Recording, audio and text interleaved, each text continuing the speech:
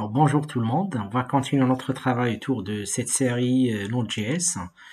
Cette vidéo, on va la consacrer à la notion d'asynchronisme. Du coup, on est censé parler des traitements bloquants, non bloquants en utilisant Node.js.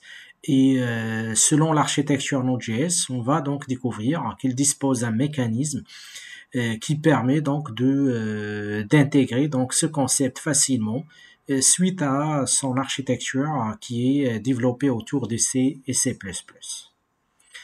Première information, première chose qu'il faut retenir, c'est que au niveau de l'architecture d'un serveur Node.js, lui, il se base sur ce qu'on appelle le single thread. Donc, il y a un seul processus principal qui permet de gérer plusieurs clients à la fois. Quand une demande arrive, quand un événement sera déclenché, comme on a vu lors de la dernière vidéo, si vous vous rappelez bien, vous avez donc ce qu'on appelle le event queue. Donc, les événements vont être mis dans un pile, si vous voulez. Et par la suite, avec donc la boucle des événements, vous avez c'est un mécanisme qui est censé donc aller chercher. Donc, il se met à l'écoute. Et une fois un événement arrive, il est censé aller chercher donc le gestionnaire ou bien le traitement qu'on est censé exécuter.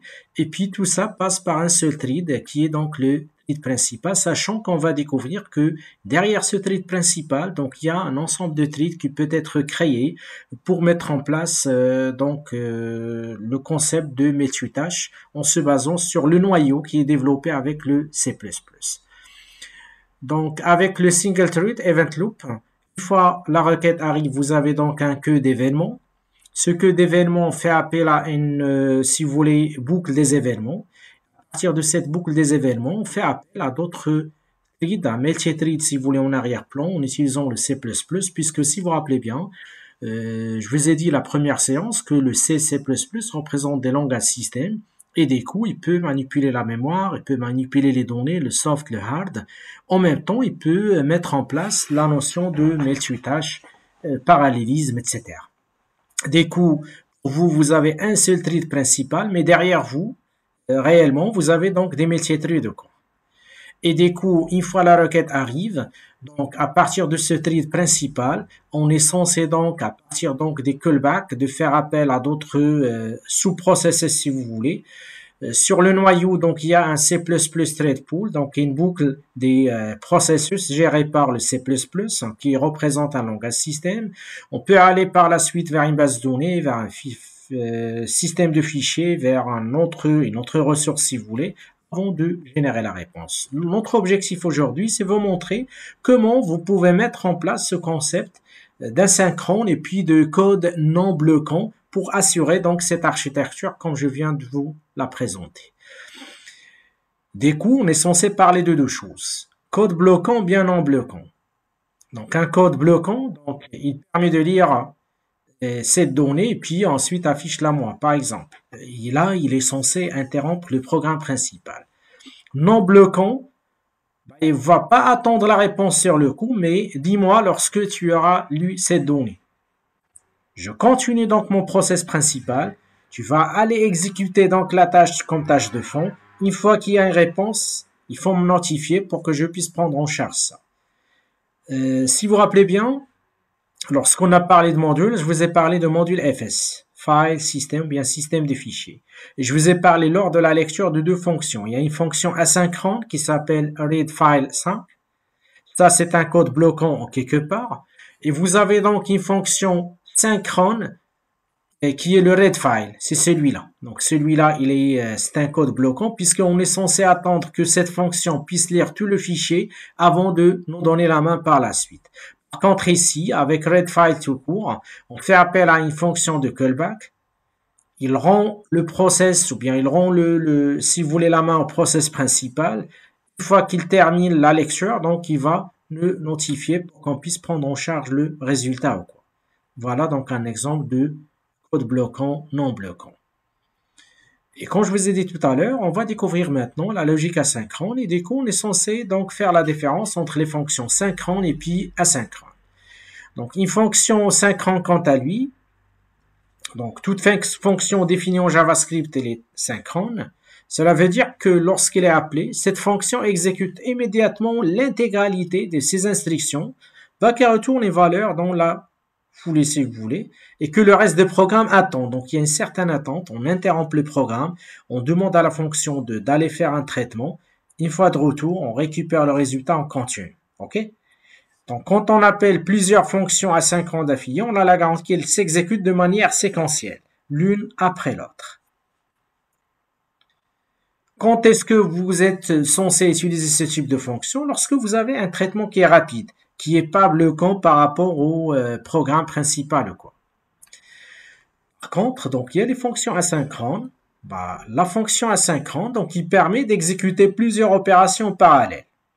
Donc, c'est-à-dire sans bloquer l'exécution du reste du programme, bah, le langage Java vous fournit plusieurs manières de définir et d'appeler des fonctions asynchrones. Vous avez un traitement lourd. Si je l'exécute, ça va donc m'interrompre et ça va prendre un temps remarquable. Du coup, je reste bloqué. Alors là, j'aurai besoin donc d'un mécanisme qui va lui demander d'aller exécuter ce traitement en tâche de fond. Que je continue mon travail. Une fois que j'aurai la réponse, il me communique pour que je puisse faire le nécessaire par la suite. Parmi nos solutions fournies avec le langage JavaScript, c'est ce qu'on appelle les fonctions de rappel, bien les callbacks. Quand on parle des callbacks en général, bien les fonctions d'appel, c'est une fonction passée dans une autre fonction. On sait bien qu'une fonction avec argument peut avoir des entiers, des réels, des chaînes de caractères. Tous les types sont valables, quoi. Donc avec les callbacks, la fonction, donc parmi les arguments de votre, si vous voulez, fonction, une fonction qui est censée aller faire un traitement en arrière-plan. Une fois qu'il arrive au résultat, il est censé nous communiquer ou quoi. C'est-à-dire que le principe est simple. Donc, le principe d'une fonction callback, et la manière la plus classique de procéder, c'est qu'on appelle une fonction asynchrone A en lui passant une autre fonction B, appelée fonction de callback en paramètre. Donc, la fonction asynchrone A rend immédiatement la main au programme principal. La fonction de callback B sera appelée une fois que l'opération aura terminé son exécution. À titre d'exemple, on prend l'exemple suivant. Donc, on a la fonction A. Ici, c'est la fonction setTimeout. La fonction B, c'est cette fonction sans argument qui est censée donc afficher ce résultat. Donc, je vous demande de basculer vers VS Code. Vous allez créer aujourd'hui un dossier qui s'appelle TPA5 sur lequel on est censé donc tester les différentes fonctions, quoi. Donc, je vais l'appeler donc callback 1.js, par exemple. Je fais appel à la fonction setTimeout. Cette fonction, il prend deux paramètres. OK? Donc, je passe ma fonction, si vous voulez, callback à ce niveau-là, qui permet tout simplement d'afficher un message dans console.log. J'affiche par exemple des caractères A, par exemple. Et par la suite, j'aurais dû donner donc le timeout. Je donne par exemple ici 50. Et j'aurais dû faire la même chose pour les autres simulations. Donc ici, log B par exemple. Je donne par exemple 90. Ici, je mets le C avec 20. L'objectif de cet exemple, c'est de vous montrer un exemple d'une fonction asynchrone. Cette timeout, c'est une fonction asynchrone. À l'intérieur de cette fonction, on se retrouve avec deux arguments. On a un argument de type fonction de callback. On a un argument qui représente le temps d'attente, quoi, en millisecondes. Donc, normalement, on va voir, puis à ce niveau-là, j'affiche console.log thread principal. Alors, j'enregistre, je lance le terminal. Donc, j'exécute le code avec node callback 1.js. Et là, je me demande de remarquer les trois fonctions, puisqu'il s'agit de trois appels de la même fonction asynchrone, elles rendent la main au thread principal. Du coup, c'est la première information qui s'affiche. Par la suite, celui-là, après avoir exécuté donc cette fonction, il apparaît bien qu'on est censé attendre 50 millisecondes. N'a pas bloqué donc le programme, mais plutôt il a rendu la main à celui-là, qui fait une attente de 90. Par la suite, elle a fait appel à celui-là qui fait l'attente à 20. Du coup, il nous a affiché celui-là en premier. Une fois qu'il est terminé, il nous a affiché le C. par la suite le A et par la suite le B. Voilà un exemple de la notion de code non bloquant en utilisant une fonction asynchrone à l'aide des callbacks, bien des fonctions de rappel. En Node.js, une fonction de callback prend généralement deux paramètres. Le premier paramètre est une instance de la classe error, c'est l'opération est échouée, on nul. Et puis le deuxième paramètre est le résultat, c'est tout ça se passe bien. On peut le considérer comme des valeurs. Si on est dans le cas d'une fonction synchrone, il est censé retourner soit error, au cas où le problème n'est pas, le traitement n'est pas déclenché, soit le résultat. Donc on peut le comparer dans ce sens-là. Il y a une autre possibilité, c'est ce qu'on appelle les nested callback. Donc vous avez la possibilité de faire des rappels imbriqués. Sauf qu'il faut faire attention au niveau de la profondeur, puisque ça peut agir sur le temps de réponse par la suite. Et c'est donc l'une des callbacks se bloque, ça peut perturber donc le reste code. Après avoir parlé donc des callbacks, on va basculer maintenant vers un concept très important en génie logiciel et en développement en général, c'est la gestion d'erreurs. Il apparaît bien qu'il y a des erreurs qui viennent des systèmes. Droit d'accès, peut-être mémoire insuffisante, ainsi de suite. Il y a d'autres erreurs qui viennent de notre logique. Du coup, on est censé avoir un mécanisme qui va nous accompagner lors de la mise en place de notre solution pour nous dire attention, vous avez donc une erreur et voilà donc devient l'erreur pour qu'on puisse intervenir rapidement. Du coup, il apparaît bien qu'en Node.js, on peut générer donc les erreurs avec les manières suivantes. On peut utiliser les try et catch comme tous les langages de programmation, comme vous savez.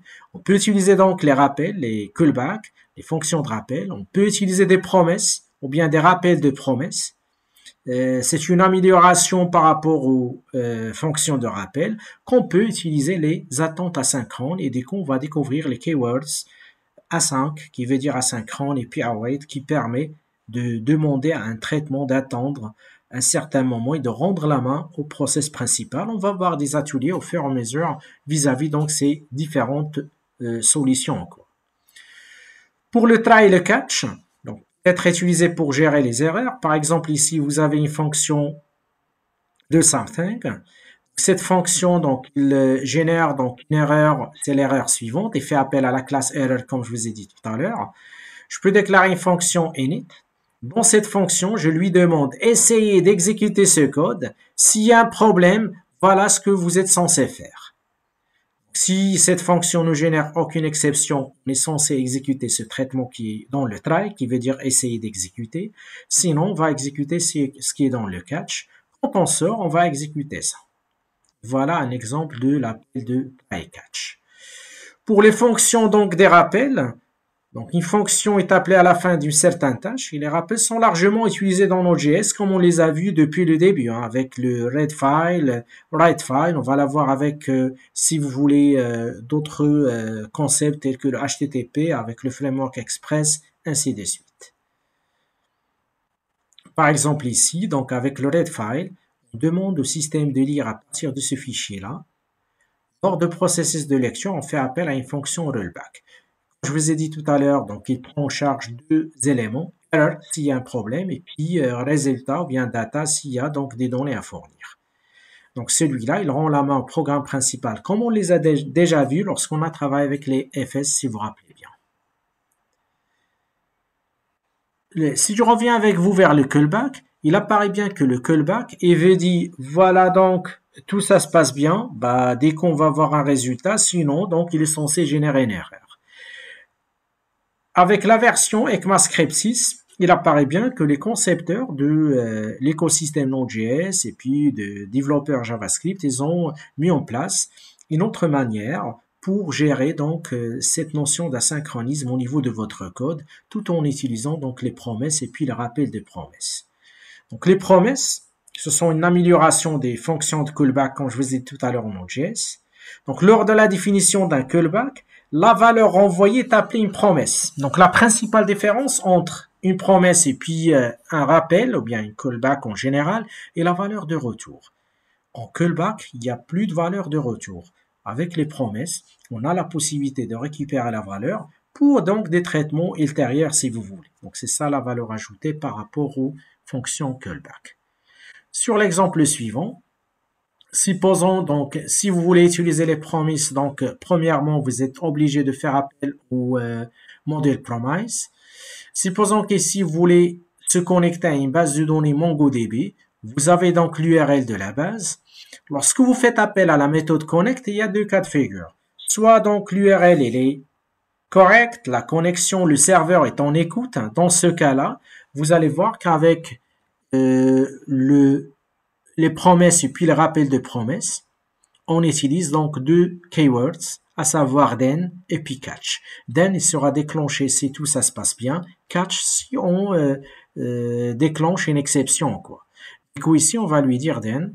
On va créer une fonction avec URL et puis data. Si tout ça se passe bien, on est censé donc se connecter à la base, aller vers une collection et puis faire un traitement bien spécifique. Sinon, catch, s'il y a donc des problèmes, on est censé donc alerter avec des erreurs. Et si on capture la valeur, on fait le traitement nécessaire. Au cas où il y a un problème, on génère une exception. En termes même de structure, donc c'est plus lisible par rapport à des callbacks, quoi. La dernière, donc, si vous voulez, solution qu'on va voir pour mettre en place cet aspect d'asynchronisme, c'est le async await. Lui-même, c'est une amélioration, c'est une réécriture des promesses avec une façon très simple et très facile. Donc, le async await est une syntaxe spéciale pour travailler avec les promesses, comme je vous ai dit tout à l'heure, d'une manière plus simple et plus facile à comprendre. Et lorsqu'on nous utilisons async await, on n'aura plus besoin de then, puisque then sera remplacé par wait, qui gère l'attente dans la fonction. On lui demande à ce process d'aller s'exécuter en tâche de fond tout en attendant le résultat. Et la gestion des erreurs est effectuée par la clause catch. Donc, c'est-à-dire que async await peut également être enveloppé au sein donc try catch pour gérer donc l'erreur au cas où il y a un problème et faciliter la détection par la suite. À titre d'exemple, on a ici donc une fonction, je vous demande de remarquer que la fonction doit être précédée par async pour dire que c'est une fonction asynchrone. Le traitement qui demande, qui représente une tâche lourde si vous voulez, donc il sera donc précédé par await, comme étant attendre. Et si on aimerait bien aller chercher des informations à partir d'une ressource sur un URL. Une fois que vous faites ça, c'est-à-dire que cette fonction elle est définie comme étant asynchrone, une fois qu'on va l'appeler, ici, si vous voyez bien, on va l'envelopper dans un catch, donc catch alert. S'il y a donc, si tout ça se passe bien, automatiquement, il est censé retourner le résultat. Sinon, il est censé donc nous afficher donc une alerte par la suite. On va voir des ateliers pour que vous puissiez comprendre bien ces concepts et puis ces notions par la suite. Donc, il apparaît bien que en Node.js, on peut parler de patterns asynchronous. Donc, en Node.js, donc un programme qui s'exécute sur un seul thread, qui utilise à son tour plusieurs threads en arrière-plan. C'est l'architecture que je vous ai montré tout à l'heure. Donc, un code dans Node.js doit être non bloquant. Car si une ligne de code particulière, donc par exemple la lecture d'un document volumineux, bien l'accès à une base de données, etc., ça va bloquer donc le travail, ça va pas être des bonnes pratiques. C'est pourquoi donc la mise en œuvre d'une fonctionnalité qui pourrait prendre un certain temps se fait de manière asynchrone pour éliminer ce problème de blocage de code. Et du coup, lorsqu'on parle des patterns asynchrones en Node.js, donc il y a les rappels, bien ce qu'on appelle les fonctions de callback, il y a les promesses qui se sont une amélioration développée à partir de la version ECMAScript qui représente une norme, un standard pour tout ce qui est autour de JavaScript. Et puis, il y a les attentes asynchrones qui représentent lui-même une amélioration puisque c'est une réécriture facile et simple et rapide des promesses. Et ça remonte vers l'ECMAScript de 2017. Donc ça représente les solutions que je viens de vous présenter. On va passer maintenant en pratique pour tester ces différentes, si vous voulez, situations, quoi. Alors, on va commencer par les callbacks. Donc ici, par exemple, on va créer donc une fonction qui s'appelle sum avec deux paramètres a et b qui retournent a plus b. Puis par la suite, on va créer donc une fonction, si vous voulez, produit qui retourne a fois b. Et par la suite, donc ce sont des fonctions qui sont synchrones. Par contre, la classe, l'opération, la fonction opération, c'est une fonction asynchrone puisqu'elle dispose de deux paramètres de type, si vous voulez, standard, des entiers par exemple, et une fonction de callback. Cette fonction sera soit donc remplacée par celui-là, soit par l'autre. Donc on revient ici. Je vais créer donc un deuxième fichier qui s'appelle callback2.js. On va créer les fonctions en question. Donc on va créer notre fonction, si vous voulez, sum, avec les deux paramètres a et b, et qui est censé donc retourner a plus b. Puis notre fonction multiplication, bien produit, avec les deux paramètres a et b, et qui retourne quant à lui le a fois b.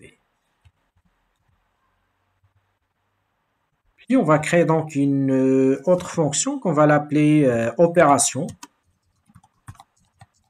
qui dispose de trois paramètres a, b, et puis un callback. Alors, quel est le rôle de cette fonction, si vous voulez? C'est return un callback. Le callback, par la suite, sera remplacé par la fonction que vous voulez. Ça peut être soit sans, soit produit. Ici, on a deux fonctions synchrones dont les instructions, il va interrompre l'exécution avant, puisque ce sont des fonctions dont le traitement est rapide, et puis une fonction asynchrone. Par la suite, on va faire l'appel à console.log. Premièrement, avec opération 3, 2 par exemple, et puis notre fonction sum. Et la deuxième, donc console.log.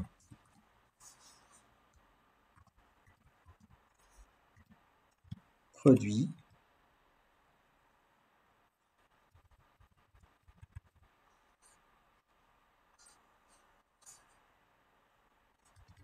Ici, donc, je me suis trompé, ça va être opération, et puis j'ouvre les parenthèses pour passer les paramètres. Et à la fin, j'affiche donc console.log, programme principal. Alors, j'enregistre, je réexécute donc le code avec node callback2.js. Et là, donc, automatiquement, il a pu donc faire appel à notre, si vous voulez, fonction opération. Notre fonction opération, quant à lui, il a fait appel, il a utilisé donc les trois paramètres. Par la suite, il a fait appel à la fonction en question. Sachant que, donc, voilà un exemple de callback, sachant qu'on a déjà vu un exemple auparavant autour de readfile. C'est pour ça, donc, je voulais vous montrer une autre situation, quoi. Donc, ça, on les a déjà vus auparavant, si vous vous rappelez bien. Là même, le même travail, vous pouvez le faire avec les fonctions fléchées pour alléger un petit peu votre code. On passe maintenant à une deuxième, donc, situation. C'est vous montrer comment mettre en place le même travail qu'on a effectué avec le callback lorsqu'on a demandé la lecture à partir d'un fichier. Mais maintenant, on va utiliser donc les promesses et puis les rappels de promesses. On va créer un nouveau fichier qu'on va l'appeler promesse.js.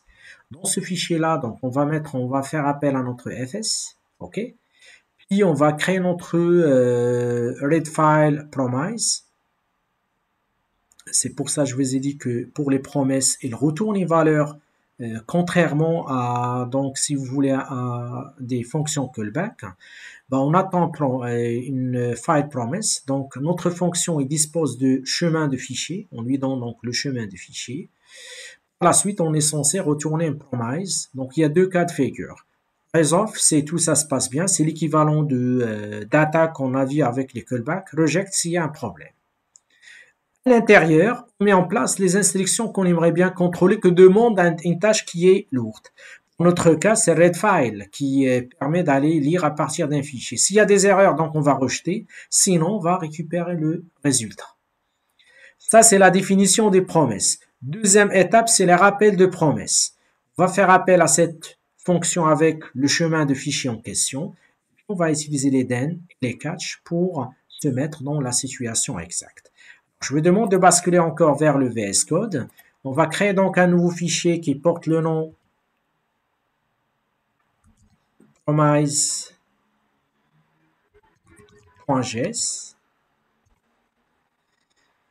À ce niveau-là, donc on va créer donc dans un premier temps, si vous voulez, notre fichier en question. Donc on va faire appel, comme je vous ai dit tout à l'heure, à notre fs pour lire le fichier en question. Et par la suite, on est censé donc faire appel, si vous voulez, en quelque sorte, à notre donc vous déclarez dans un premier temps le fichier, donc si vous voulez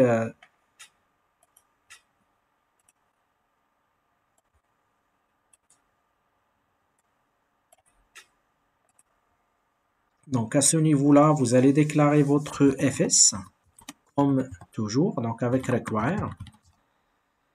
Et puis on fait appel à fs. Par la suite, donc on va déclarer notre read file à l'aide de promise.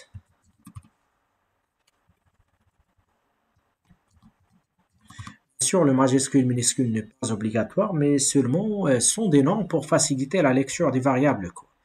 Donc à ce niveau-là, c'est une fonction qui prend en charge le file name, le nom du fichier, et qui est censé donc générer la situation suivante.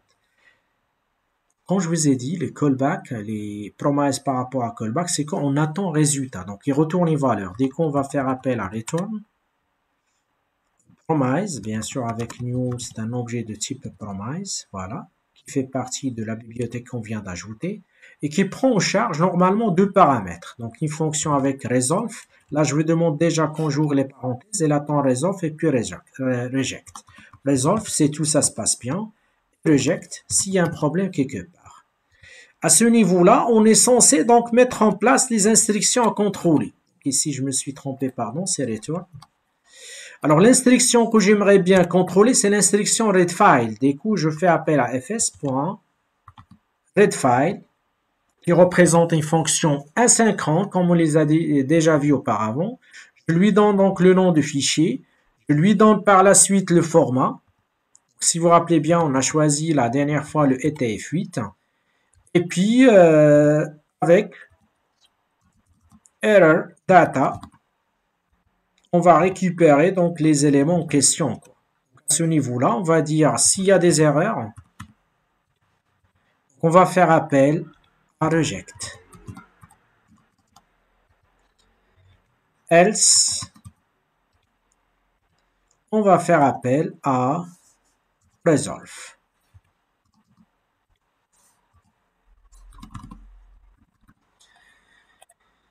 Contrairement à rollback qui ne retourne pas, qui n'est pas censé retourner une valeur, maintenant on va capturer la valeur en question.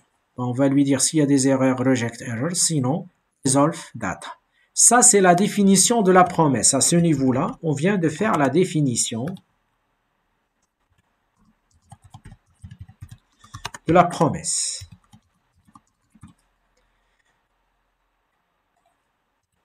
On va passer maintenant à l'utilisation de la promesse. Donc, à ce niveau-là, utilisation de la promesse.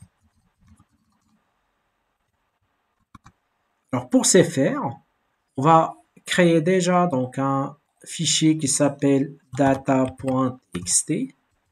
C'est-à-dire ce fichier-là, donc on va écrire test promesse pour le moment. J'enregistre. Là, donc on va faire appel à notre fonction qui s'appelle readFilePromise. Il attend un paramètre qui est le nom du fichier. Donc, pour notre cas, c'est data.txt. Alors ici, je capture deux valeurs, soit resolve, soit reject. Donc, avec then, je capture si tout ça se passe bien.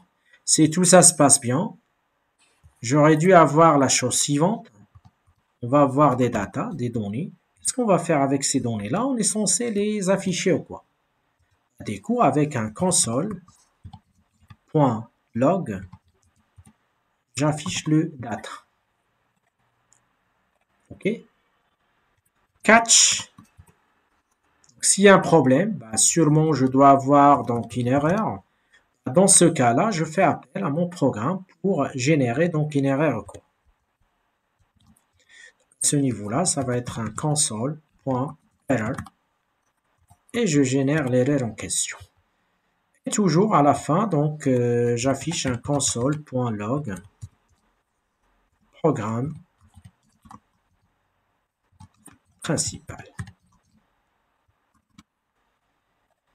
Voilà ici, donc si vous voyez bien, pour faire un récap de notre code, la première partie, il est censé créer la promesse.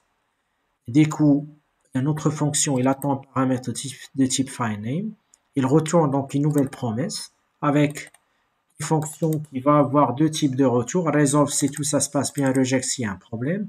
On va faire appel à notre readFile avec fileName, l'encodage et puis un callback. Ce callback, il est censé avoir deux résultats, error ou bien data. S'il y a des erreurs, donc le résultat, ça va être reject. Sinon, ça va être resolve. Une fois que la promesse est créée, on passe à son utilisation. On fait appel à notre fonction avec le data.txt que j'ai créé tout à l'heure, qui contient tout simplement test promesse. Et à ce niveau-là, donc on va faire un den, capturer, donc den sera exécuté avec resolve. Si tout ça se passe bien, on récupère le résultat. S'il y a un problème, on est censé avoir une erreur. Donc on exécute le programme. Donc node promise.js.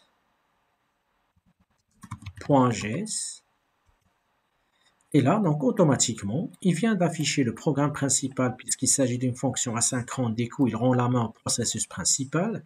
Et par la suite, il arrive à lire le fichier sans aucun problème.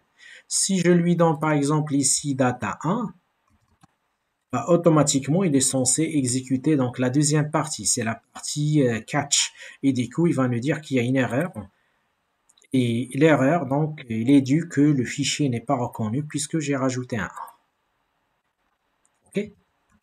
Et voilà donc un exemple concernant l'utilisation des promesses et sa différence par rapport à des callbacks. Le dernier atelier, quant à lui, on va la consacrer à async_await. On va créer une nouvelle fonction qui s'appelle getMeteoFromAPI. Cette fonction, c'est une fonction asynchrone dès qu'on va la précéder par async. Entre try et catch, on va contrôler les instructions suivantes. On attend réponse. Le fetch qui permet d'aller accéder à une URL. Je vous ai déjà préparé une URL d'un API météo, donc je vais la mettre sur la description pour que vous puissiez le tester vous-même. J'accède à une plateforme en ligne de la météo. Je récupère les informations format JSON, je l'affiche sur la page ou bien sur le console de l'utilisateur. Donc, je reviens ici, je vais demander de créer un nouveau fichier qu'on va l'appeler await.js.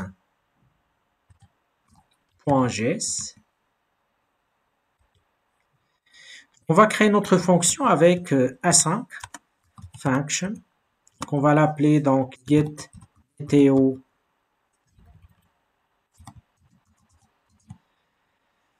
from API. Alors, on va utiliser un try catch.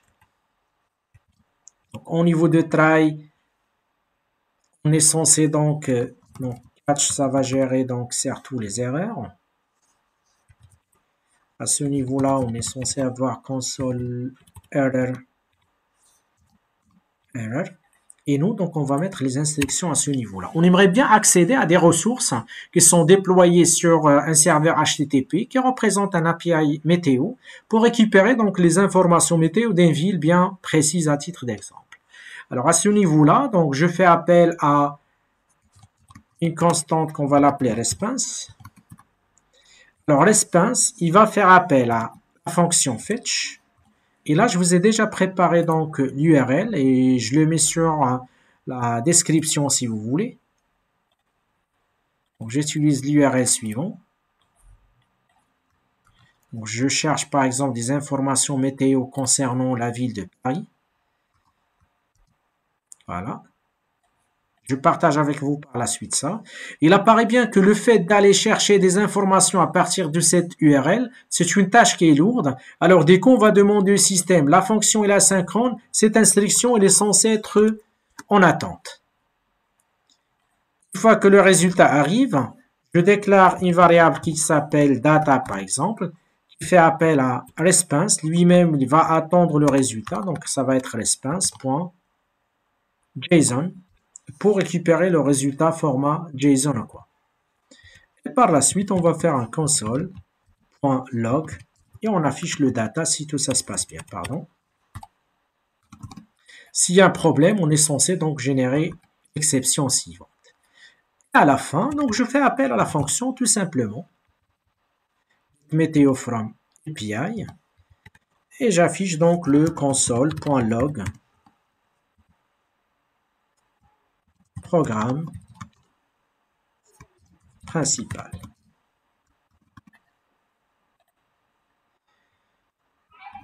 Donc on exécute notre code avec le terminal. Donc ça va être node await.js. Là, donc, si vous voyez bien, il nous a affiché dans un premier temps programme principal. Après un laps du temps, il nous a donc cherché les informations concernant la ville de Paris, à savoir donc la latitude, longitude et puis toutes les informations nécessaires. C'est-à-dire qu'on est arrivé à accéder à cette ressource tout en se basant sur... Et il apparaît bien qu'avec le 5 await, donc c'est une réécriture comme je vous ai dit tout à l'heure. La dernière des choses, puis on va clôturer notre vidéo, c'est que si vous voulez faire le même travail avec les promesses, bah vous êtes censé alors faire la chose suivante. Si on veut travailler avec les promesses, seulement pour voir que celui-là, c'est une autre représentation facile, rapide et lisible par rapport aux promesses. Si vous voulez le faire avec les promesses, on est censé faire ça. On crée notre fonction qui s'appelle sendRequest, qui attend un URL. On retourne une promesse avec resolve reject. La fonction à contrôler, c'est le fetch URL. Si tout ça se passe bien, si la réponse est not OK, donc on va générer une erreur. Sinon, on va retourner donc le response JSON. Then data, on va récupérer le data avec resolve, sinon avec reject. Et après, vous faites l'utilisation de votre promesse. Donc, on revient rapidement vers notre code. Donc, on va rajouter une nouvelle. On va l'appeler promise2.js.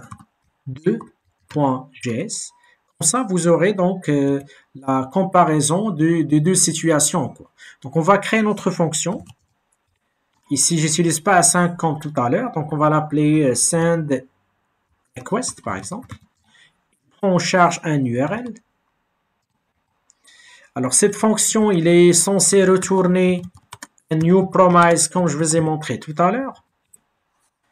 Il prend en charge donc deux paramètres, le resolve et puis le reject.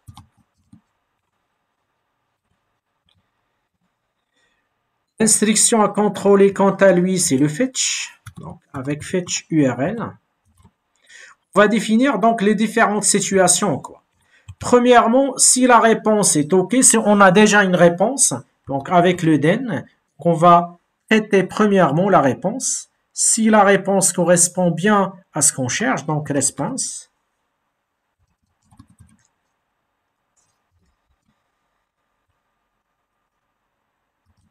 Dans ce cas-là, qu'est-ce qu'on va faire? On va vérifier donc le statut de la réponse. fResponse.OK. S'il y a un problème, c'est-à-dire si not OK, dans ce cas, on est censé arrêter et générer une exception. À ce niveau-là, on va générer une exception, donc throw new error. Et là, donc, on va générer l'exception, quoi. Donc, on va dire erreur HTTP. Peut-être qu'on n'a pas le droit d'accéder ou bien l'URL n'est pas correct, etc. Sinon, donc si on n'a pas de problème, on est censé donc retourner la réponse en format JSON. Donc return response, pardon, point. S'il y a un problème, donc comme je viens de dire, donc on est en train de dire au système fetch URL. Alors après le fetch URL, donc on a un then sur la réponse. Si la réponse correspond bien à ce qu'on cherche, on est censé donc afficher donc normalement le return qu'on a mis ici doit être à ce niveau-là, puisque à l'intérieur de cette réponse. Donc, sinon, s'il n'y a pas de problème, j'aurais dû faire un return response.json. OK? Notre den qu'on est censé donc ajouter par la suite, qui va faire appel à notre, si vous voulez, résolve quoi? Du coup, avec den, si on revient au résultat, on est censé donc lui dire écrire le résultat en question. Donc ça va être un console. Donc j'affiche, je ferme déjà ici. Alors avec console.log resolve.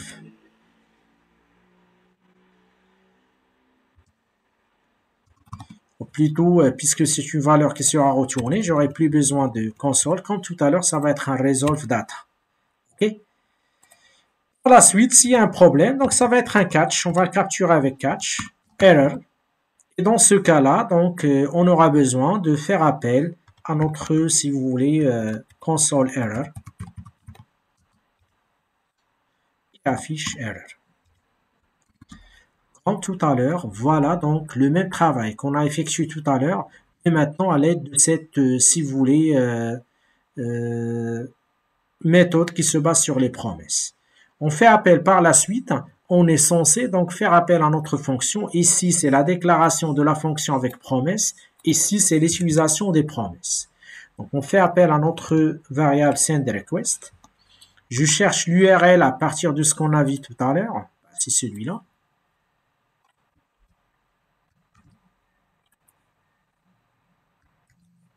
Voilà.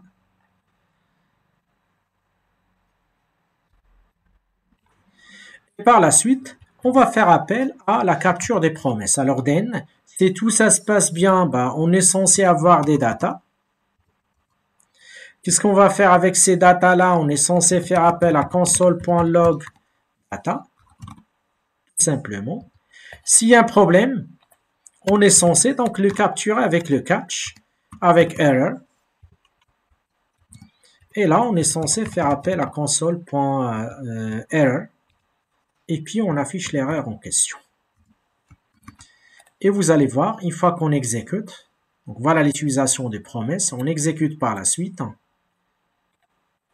avec node promise 2.js. Alors là, je me suis trompé puisque j'avais écrit console, ça va être console et c'est pas...